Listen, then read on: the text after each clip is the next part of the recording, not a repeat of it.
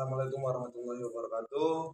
Perkenalkan, nama saya Hairwajin Tanjung, NIM 82361170005, Prodi Pendidikan Olahraga kelas A 2023. Di sini saya akan memaparkan hasil kerja saya yang dimana berbentuk proposal tesis. Di sini saya mengambil judul yaitu hubungan daya tahan otot tungkai dan kekuatan otot lengan serta koordinasi mata tangan terhadap stroke gateball, yang dimana untuk memenuhi tugas akhir dari mata kuliah motor kontrol dalam olahraga, yang dimana dosen pengampu yaitu Bapak Dr. Muhammad Irfan MOR dan Profesor Dr. Rahmadewi MPD. Baiklah, termasuk yang pertama yaitu saya mengambil definisi dari gateball menurut Suryanto 2015, yaitu gateball atau bola gawang merupakan jenis olahraga yang unik karena dimainkan secara bersamaan antara tujuan rekreasi sambil meraih prestasi. Gateball ini juga dimainkan dari berbagai usia, baik tua, muda, laki-laki dan perempuan itu bermain dengan aman, tidak ada memerlukan tenaga yang berlebih atau tidak ada kontak fisik. Dalam gateball itu sendiri terdapat beberapa teknik yang perlu dimiliki oleh atlet atau pemain gateball pada umumnya. Di antaranya ada teknik sparking, stroke, dan ball effect. Baru dari ketiga teknik tersebut, stroke adalah teknik yang paling baik dilakukan dalam 30 menit dalam permainan gateball.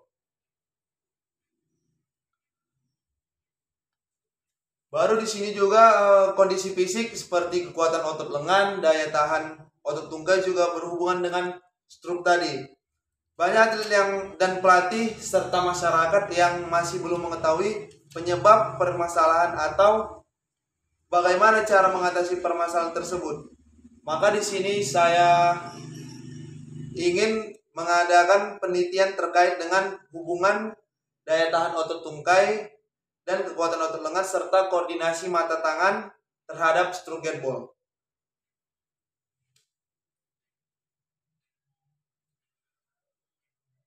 Ya, di sini saya melakukan identifikasi masalah yang dimana atlet gateball umumnya memiliki daya tahan otot tungkai dan kekuatan otot lengan serta koordinasi mata tangan yang berbeda-beda, sehingga dapat mempengaruhi ketepatan stroke yang dilakukan oleh atlet.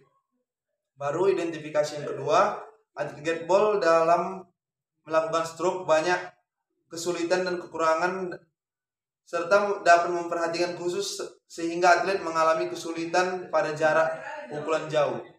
Baru identifikasi yang ketiga yaitu kebutuhan kondisi fisik yang tepat pada atlet gateball belum diketahui sama sekali. Baru yang keempat, belum pernah dilakukannya penelitian tentang hubungan daya tahan otot tungkai dan kekuatan otot lengan serta koordinasi mata tangan terhadap stroke gateball.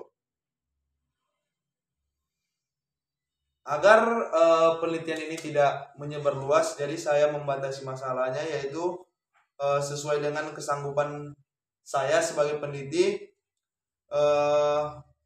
Penelitian ini hanya akan membahas tentang hubungan daya tahan otot tungkai dan kekuatan otot lengan serta koordinasi mata tangan terhadap stroke gateball. Baru rumusan masalahnya yaitu saya ada 4 rumusan masalah. Yang pertama, apakah ada hubungan yang signifikan antara daya tahan otot tungkai terhadap stroke gateball. Baru yang kedua, apakah ada hubungan signifikan antara kekuatan otot lengan terhadap stroke gateball. Yang ketiga, apakah ada hubungan signifikan antara koordinasi mata tangan terhadap stroke gateball. Dan yang terakhir yaitu, apakah ada hubungan yang signifikan terhadap antara daya tahan otot tungkai, kekuatan otot lengan, dan koordinasi mata tangan terhadap stroke gateball.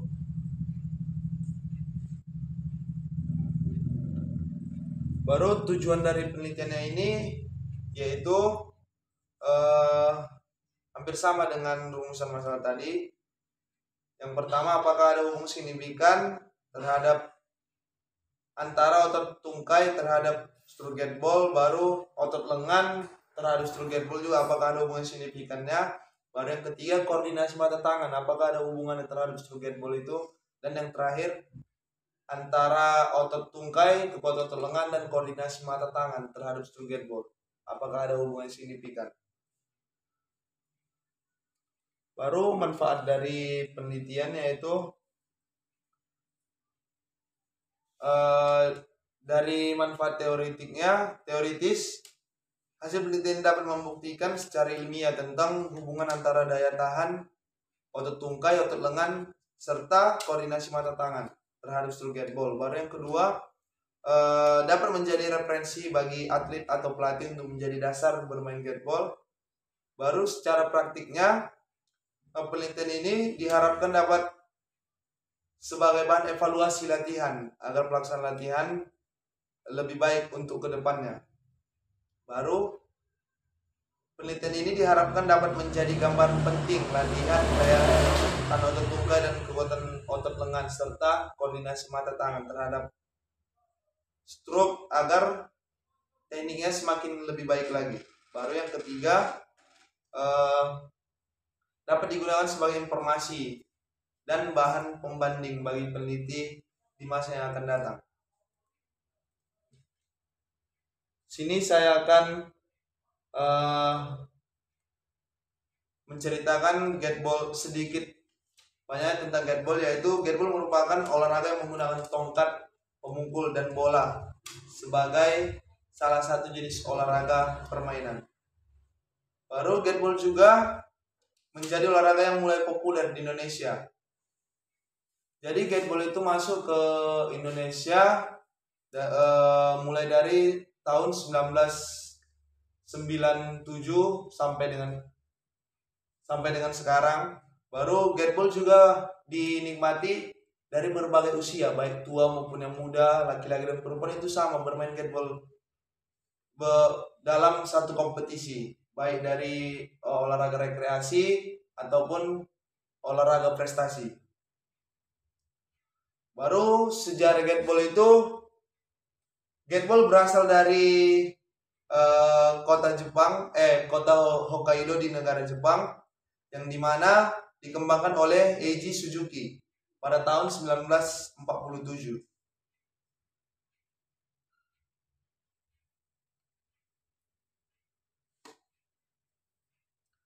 Baiklah, kita masuk. Saya akan menjelaskan beberapa sarana atau alat-alat dalam get ball. Yang pertama yaitu stick atau tongkat untuk pemukul. Baru di sini ada bola jumlah 10, ada merah dan ada putih. Jadi bola ganjil itu bola merah, bola genap itu bola putih, itu saling berlawanan. Baru sini ada line ini ada untuk pembatas lapangan, yang dimana batas lapangannya itu luasnya sekitar 20 kali 15 meter. Baru di sini ada timer. Timer ini gunanya untuk menghitung skor dalam permainan get ball.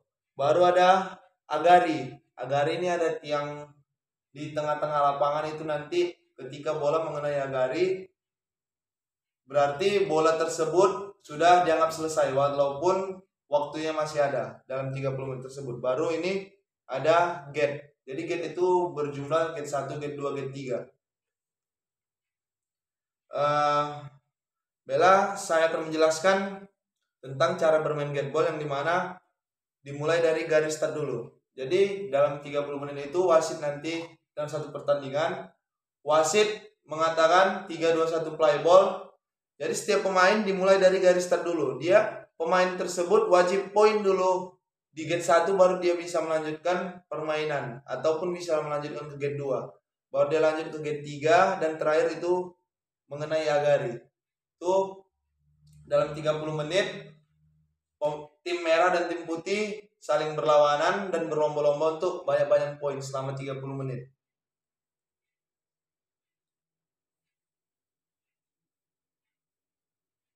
Ini saya mengambil hakikat pukulan stroke dari Suryanto Yudik 2012 halaman 34, yang dimana pemukul yang sah adalah pemukul terhadap bola sendiri setelah dipanggil wasit.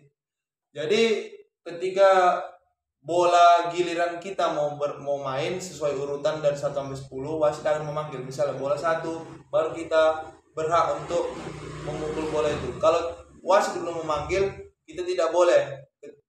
Kalau kita memukulnya, maka dikenakan sanksi atau di-foulkan bola kita tersebut. Baru kita masuk ke hakikat daya tahan otot tungkai, yang dimana daya tahan adalah kemampuan seseorang dalam menggunakan ototnya untuk berkontraksi secara terus-menerus dalam jangka waktu yang relatif lama dan beban tertentu. Baru daya tahan adalah kemampuan untuk bekerja atau melatih dalam waktu yang lama dan setelah berlatih jangka waktu yang lama tidak mengalami kelelahan yang berlebihan. Baru hakikat otot lengan. Kekuatan otot lengan adalah kemampuan badan dalam menggunakan daya.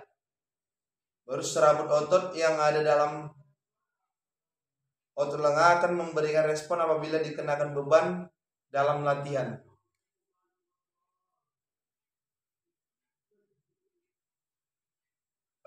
Di sini ya hakikat koordinasi mata tangan, yang dimana kemampuan pemain untuk merangkai beberapa gerakan untuk menjadi satu gerakan yang selaras sesuai dengan tujuannya. Baru setiap orang untuk dapat melakukan gerakan atau keterampilan yang baik, dari yang mudah, sederhana sampai ke yang rumit, itu diatur di perintah dari sistem saraf pusat yang sudah disimpan di dalam memori yang terlebih dahulu. Oke, di sini saya mengambil dari penelitian relevannya dari penelitian sebelumnya, yaitu pengembangan oleh Tri Nur Harsono atau Indriati dari Universitas Negeri Semarang 2017. Baru dia ada penelitian pengembangan oleh Johan Prawira Simorangkir 2019 Universitas Negeri Medan. Oke, kerangka berpikir. Stroke pada gateball merupakan bagian paling penting pada permainan gateball, di mana teknik ini adalah teknik yang paling banyak dilakukan sepanjang 30 menit dalam permainan. Teknik stroke juga dapat diartikan sebagai teknik yang memulai dan mengakhiri serangan pada permainan gateball tersebut.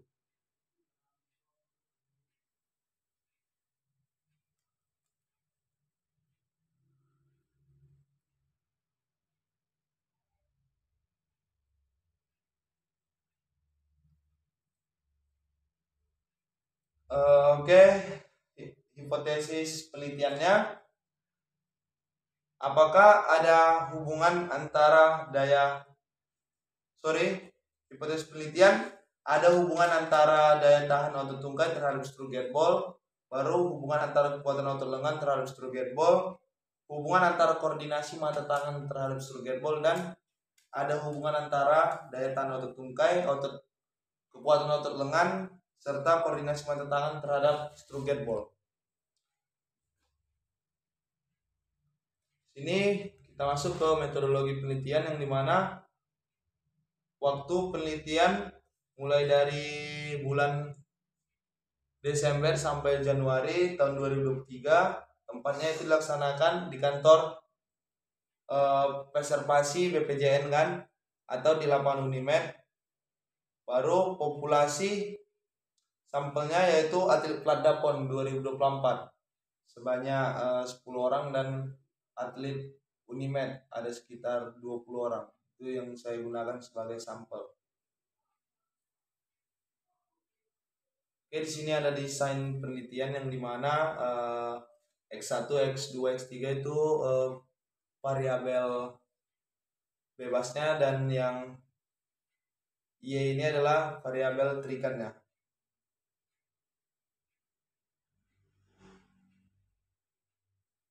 Yang dimana X1 itu adalah daya tahan otot tungkai, X1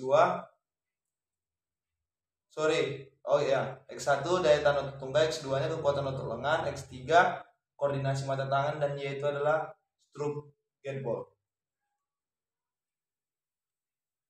Baru instrumen penelitian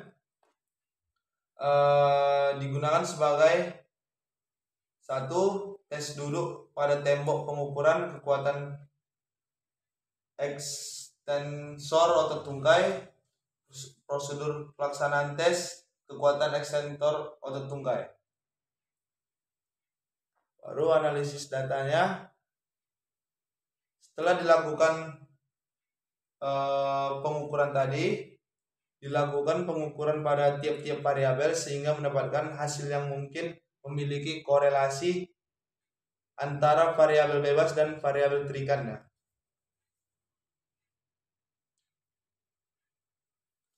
Oke, demikianlah pemaparan dari proposal penelitian saya yang berjudul hubungan kekuatan otot tungkai dan kekuatan otot lengan serta koordinasi mata tangan terhadap Struget ball. Saya sudahi dengan Assalamualaikum warahmatullahi wabarakatuh.